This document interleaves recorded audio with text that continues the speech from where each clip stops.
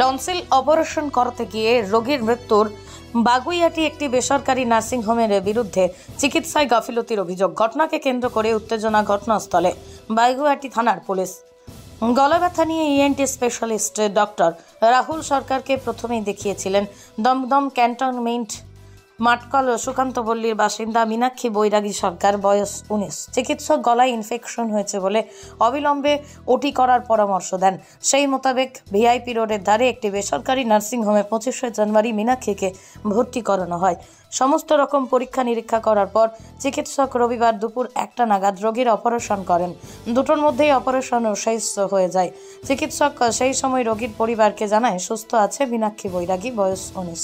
Operation সফল হয়েছে বললেও রোগীর পরিবার যখন রোগীকে দেখতে চান তখন রোগী নার্সিংহোমের বেডে শুয়ে যন্ত্রণায় কাতরাচ্ছিলেন, এমনটাই অভিযোগ রোগীর পরিবারের। এরপরই রোগীকে আইসিইউতে শিফট করা হয় রাত 10টা নাগাদ। তার কিছুক্ষণ বাদেই রোগীর পরিবার জানতে পারেন যে মৃত্যু হয়েছে রোগী মীনাক্ষী বৈরাগী সরকারের। সেই সময় হাসপাতালে কোনো চিকিৎসক ছিল না বলেই দাবি রোগীর পরিবারের। এই মৃত্যুর জন্য চিকিৎসায় গাফিলতির অভিযোগ আনলেন রোগীর আত্মীয় পরিজনরা। ঘটনাকে কেন্দ্র করে উত্তেজনায় ভিআইপি রোডের বাগুইয়াটি জোড়া মন্দির এলাকায়। খবর পেয়ে ঘটনাস্থলে আসে বাগুইয়াটি থানার পুলিশ, যদিও বাগুইয়াটি থানায় এগুলো অভিযোগ জানানো হয়নি এখনো। পেশেন্ট দেখেছিলাম আজ থেকে 1 সপ্তাহ আগে, ভর্তি হয়েছে বৃহস্পতিবার। আমাদের পেশেন্টের গলায় একটু ঠান্ডায় টিউমার হয়েছিল, টনসিল। এবার রাহুল সরকার বললো এই টনসিলটা হয়েছে, আমি 5টা নার্সিংহোমে বসি, এই 5টা নার্সিংহোমের উনি নাম বলেছে। তা আমরা দেখলাম যে 5টা নার্সিংহোমে মুম্বাইতে আমরা প্রথমে গেছিলাম, মুম্বাইতে একটু বেড ভাড়া বেশি দিয়েছে বলে আমরা এখানে এসেছি। এখানে বলেছিল 1400 টাকা করে বেড ভাড়া, পার ডে আমাদের বলেছিল 7,000 টাকা করে খরচা। তা আমরা বললাম, বন্ধুকে বললাম, দেখ সামনে তো অনুষ্ঠান আছে, তুই এখানে ভর্তি করে, এখানে রুগী যখন একটা যখন দিচ্ছে সে যখন বলে এখানে ভর্তি কর, সে হিসেবে ভর্তি করেছি। এবার ডাক্তার যখন বললো যে আপনার রুগীকে ইঞ্জেকশনের সাহায্যে পুষ্টা আমরা বার করে দেবো, আমি বললাম দেখ ইঞ্জেকশনের সাহায্যে বার করলে এটা সাকসেসফুল হয় না, ডাক্তারবাবুকে বল যে যেটা সাকসেসফুল ভালো হবে সেটাই কর। তখন আমাদের পেশেন্টকে পার্টিকে বললো যে আপনাদের পেশেন্টকে অপারেশন করতে হবে। আমার ভালো কথা, অপারেশনে ওটি চার্জ লাগবে, সব লাগবে, আপনার সবই দেওয়া হবে। এবার কালকের 1টার সময় ওটিতে নিয়ে গেল, দুপুর 1টায় ডাক্তারবাবু বললো যে আপনাদের রুগী আমরা ওটিতে নিয়ে যাচ্ছি, আপনারা পারমিশন দেন, আমরা অপারেশন স্যার আপনি করুন, আপনি তো ভগবান, ডাক্তার মানে ভগবান, আমরা ডাক্তার মানে বুঝি আমরা ভগবানকে। তাই সেই ডাক্তারবাবু অপারেশন করলো, 2টোর সময় পেশেন্টকে ওটি থেকে বার করলো। আমরা রুগীর সঙ্গে কথা বললাম, রুগী আমাদের সঙ্গে কথা বললো, সেই রুগী কথা বলার পর বেডে দিল, বেডে দেওয়ার পরে আমরা 3টের সময় 3টের সময় এখানে চলে গেলাম।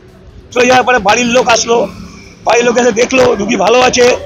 আমরা তখন আমাদের ভাইপোকে আর ভাইপোরা আমার 2টো ভাইপোকে রেখে গেলাম যে তোরা থাক রাত্রিবেলা, যদি কোনো অসুবিধা আমাদের বলবি। আমরা ভাই যে রুগী আমাদের পেশেন্ট তো ওটি থেকে ভালো হবে, কেমন পেশেন্ট ভালো হবে, সেইভাবে কথাবার্তা বললাম। আমরা কথাবার্তা বলার পরে 3টের সময় আমাকে যে ফোন করলো আমার বন্ধু, 3টের সময় বলছে যে সবারা এই ব্যাপার, রাত 3টের সময় বৌমা নেই।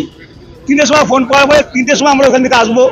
এবার ডাক্তারবাবু যদি মনে করে যে ডাক্তার ওটি করেছে, তার তো রুগী সিরিয়াস হয়ে সে তো সঙ্গে সঙ্গে আসবে, সে সঙ্গে সঙ্গে না আসে, সে তখন 2টার সময় আমাদের পেশেন্ট পার্টিকে বলছে আপনারা এখন এখান থেকে অন্য জায়গায় নিয়ে যান। কি করে তিনি এটা বলে যে এখন 2টার সময় কোনো জায়গায় নিয়ে যান?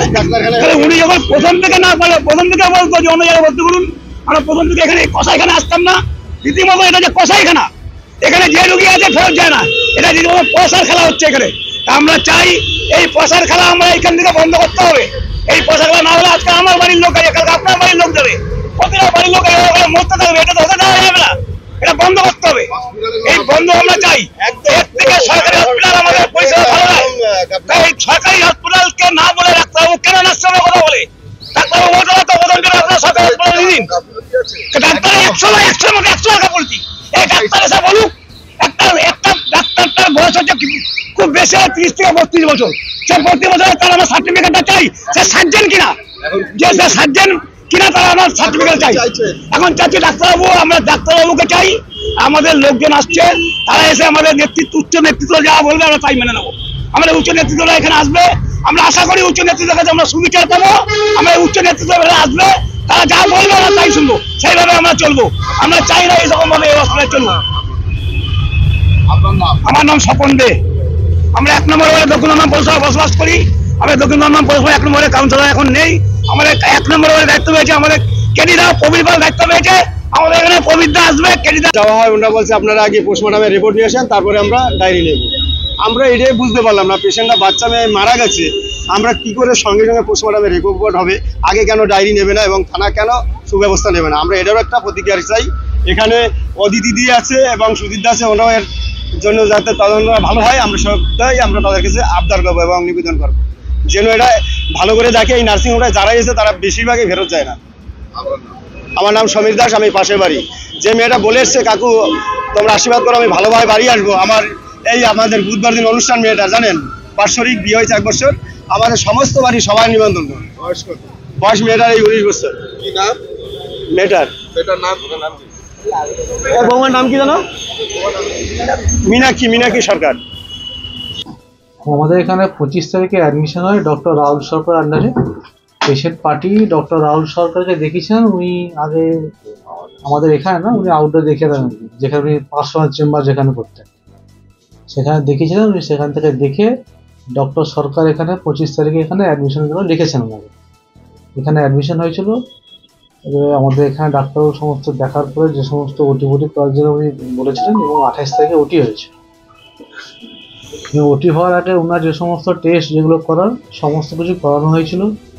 করানোর পরে পেশেন্ট পার্টিকে সমস্ত কিছু আমরা ইনফর্ম করি যে ডাক্তারবাবুর অ্যাডভাইস বা অনুযায়ী যেগুলো আর দেওয়ার আছে, দেওয়ার পরে পেশেন্ট পার্টি সমস্ত রাজি হয় এবং পেশেন্ট পার্টি সমস্ত জেনে শুনে কনসেন্ট দেয় এবং পার্টিকে একটা অপশান দেওয়া ডাক্তারবাবু দিয়েছিলেন যে আপনারা পারলে কোনো মেডিকেল কলেজ বা কোনো এর থেকে হায়ার স্টাডি করতে পারেন।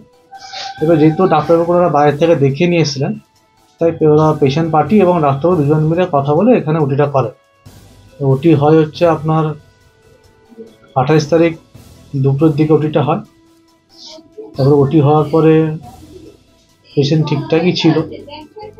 তারপরে ওটি হঠাৎ করে পেশেন্ট যখন ওটি হয় তখন ওনার টোটাল কাউন্টটা অনেক বেশি ছিল আর তো তার জন্য আচ্ছা এখানে একটা বিষয় সেটা হচ্ছে যে আপনারা পুলিশকে খবর দিয়েছিলেন ফোন করে, ওই জন্য পুলিশ এসেছে যদি ভুল না করে থাকি। তার কারণ হচ্ছে কি এমন পরিস্থিতি তৈরি হয়েছিল যার জন্য পুলিশকে ডাকতে হয়েছিল আপনাদের? পুলিশকে ডাকা বলতে যা পেশেন্ট পার্টি যারা ছিলেন বা যেহেতু পেশেন্ট মারা গেছে ওনাদের মানসিক অবস্থা ঠিকঠাক ছিল না বা খুবই দুঃখজনক, যেটা 19 বছরের একটা ভদ্রমহিলা পেশেন্ট মারা গেছে, যে সেটা খুবই খারাপ লাগছে আমার দিক থেকে। ডাক্তারবাবু সমস্ত যখন পেশেন্ট খারাপ হয় রাত্রিবেলা তখন ডক্টর সরকার রাত্রে এসেছিলেন, রাত্রিতে 12টার সময় উনি এসেছিলেন।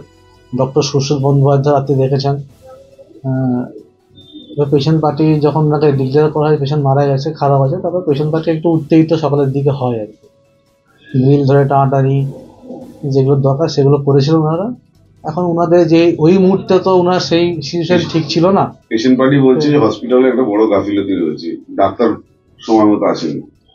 না, ডক্টর রাহুল সরকারকে ওনারাই চয়েস করেছেন, ডক্টর সরকার ওনারাই ভর্তি করেছেন, ওনারাই সাউথ দমদম মিউনিসিপ্যালিটি উনি চেম্বার করতেন, ওনাকে দেখিয়েছিলেন ওনারা। এবং ডক্টর যখনই পেশেন্ট খারাপ হয় রাত্রিবেলা 12টার সময় ডাক্তারবাবু এসেছেন পেশেন্টকে দেখতে এবং ডক্টর সুশীল বন্দ্যোপাধ্যায়কে উনি কল করেছিলেন, উনিও এসে দেখেছেন রাত্রের দিকে এবং সমস্ত রকমের যা যা করা সবই আমরা দিয়েছি সাপোর্ট দেওয়া। তাহলে কি কারণে মৃত্যু এখনো পর্যন্ত প্রাথমিকভাবে চিকিৎসা করে যেটা বুঝতে পারলাম? আমি তো ডক্টর নয়, আমি যেটা বুঝেছি বা যেটা শুনেছি ডক্টর সরকার ভালো বলতে পারবেন। ডক্টর সরকার এই মুহূর্তে নেই ডিউটি করেছিলেন।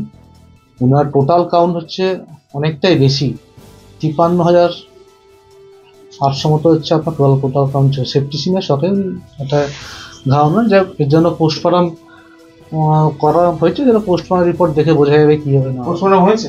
পোস্টমর্টম পাঠানো হচ্ছে আর কি।